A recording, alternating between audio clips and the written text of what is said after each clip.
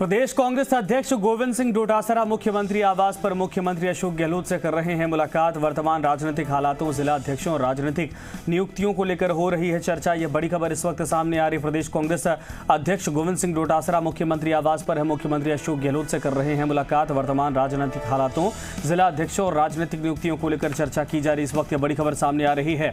मुख्यमंत्री से मिलने पहुंचे हैं गोविंद सिंह डोटासरा और बताया जा रहा है कि राजनीतिक नियुक्तियों, जिला अध्यक्षों और इसके अलावा मौजूदा पॉलिटिकल सिनेरियो को लेकर भी चर्चा की जा रही है मुख्यमंत्री की तरफ से। इस वक्त दोनों नेताओं के बीच में चर्चा हो रही है, मुख्यमंत्री और गोविंद सिंह डोटासरा के बीच में। सुशांत पारिक इस वक्त हमारे साथ, हमारे ब्यूरो हेड जुड़ गए हमारे साथ। सुशांत, क्या कुछ बातें हो रही हैं और क्या इस पूरी इस बैठक का मतलब निकाला जाए? देखिए, वर्तमान हालातों पे तो संजय चर्चा है ही, लेकिन साथ ही जिलाध्यक्षों को लेकर भी बैठक में मुख्यमंत्री के सामने अपना रिपोर्ट कार्ड रख रहे हैं कि किस तरीके से सूची जो है वो जारी की जाए। लेकिन इसके साथ साथ एक बड़ा विषय जो है वो अयोध्या में राम मंदिर निर्माण के लिए जमीन खरीद का जो आरोप लगा है, इसको लेकर सीएम ने एक ट्वीट किया है जिसमें केंद्र सरकार से जांच की मांग की है।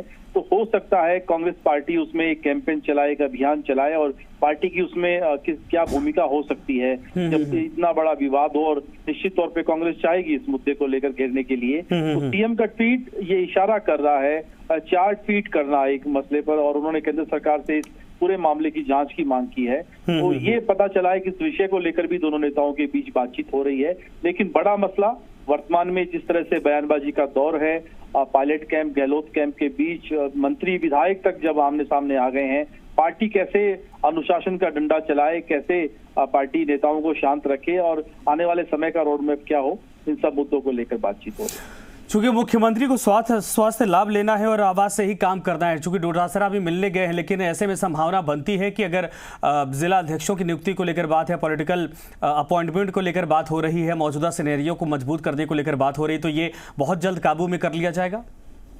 देखिए संजय, सीएम आवास पर जाने के बाद में भी ये 1-to-1 मुलाकात नहीं है, जहां तक हमें जानकारी मिल रही है।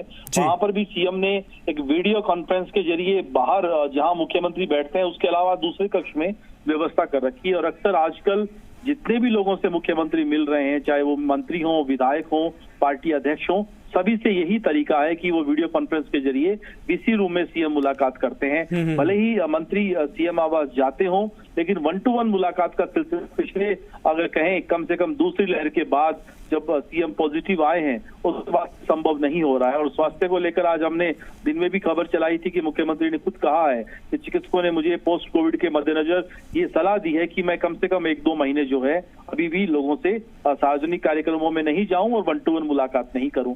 लेकिन बीसी की ये मुलाकात भी संजय उतनी महत्वपूर्ण है क्योंकि जो मुद्दे हैं वर्तमान में बहुत मौजूद है और आने वाले समय में जब संगठन का विस्तार करना है या पॉलिटिकल अपॉइंटमेंट करने हैं, एक तरीके से उसका आगाज आज हो गया है। अलग अलग निकायों में जो पार्षद मनोनीत किए जाते हैं उसकी शुरुआत हो गई है।